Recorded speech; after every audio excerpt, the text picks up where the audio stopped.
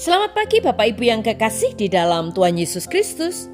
Pagi hari ini saya Eko Wahyu Suryaningsih kembali menyapa dengan kebenaran firman Tuhan yang terdapat dalam Lukas 16 ayat 9. Lukas 16 ayat 9. Dan aku berkata kepadamu, ikatlah persahabatan dengan mempergunakan mamon yang tidak jujur, supaya jika mamon itu tidak dapat menolong lagi, kamu diterima di dalam kemah abadi. Amin. Bapak Ibu yang kekasih di dalam Tuhan, uang adalah alat. Dan alat-alat itu memang dimaksudkan untuk digunakan. Bahkan Tuhan Yesus sendiri berkata di dalam Lukas 16 ayat 9, aku berkata kepadamu, pergunakanlah kekayaan duniawi. Kita memperhatikan kembali kata yang Tuhan Yesus gunakan di sini. Gunakanlah.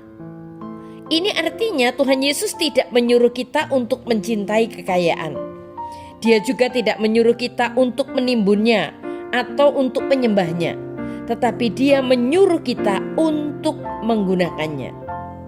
Jadi, bagaimana cara terbaik untuk kita menggunakan uang yang Tuhan izinkan kita miliki?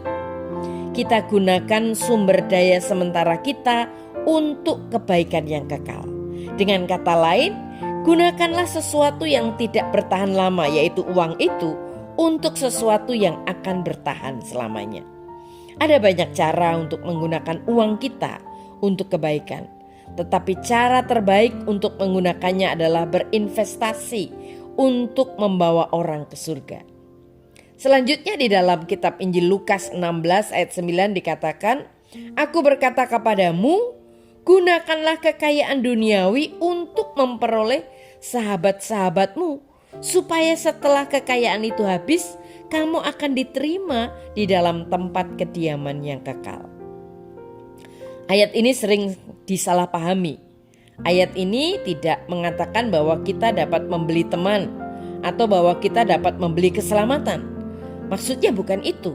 Tetapi kita dapat menggunakan uang kita untuk membangun hubungan yang akan bertahan selamanya.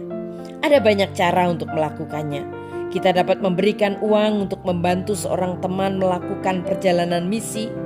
Kita dapat mengajak seorang teman yang belum percaya untuk makan siang, membangun hubungan dan relasi dengannya sampai dia siap mendengar dan menerima kabar baik. Kita juga dapat membelikan buku-buku Kristen untuk seorang teman yang sedang bergumul. Ada banyak cara untuk menggunakan kekayaan duniawi kita untuk melakukan investasi kekal. Izinkan saya memberi sedikit hikmat. Jangan membuang-buang uang kita untuk barang-barang, karena barang-barang itu tidak akan bertahan lama. Hanya manusia dan firman Tuhan yang akan bertahan selamanya. Jadi, investasi terbaik yang bisa kita lakukan bukan di pasar saham atau di dalam properti, melainkan di dalam firman Tuhan dan manusia. Karena hanya itulah hal-hal yang tidak akan kita tinggalkan suatu hari nanti.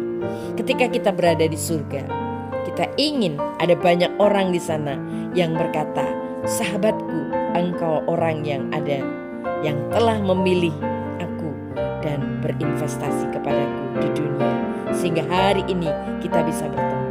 Bapak Ibu yang kekasih di dalam Tuhan, seperti yang Yesus katakan, kumpulkanlah bagimu harta di surga.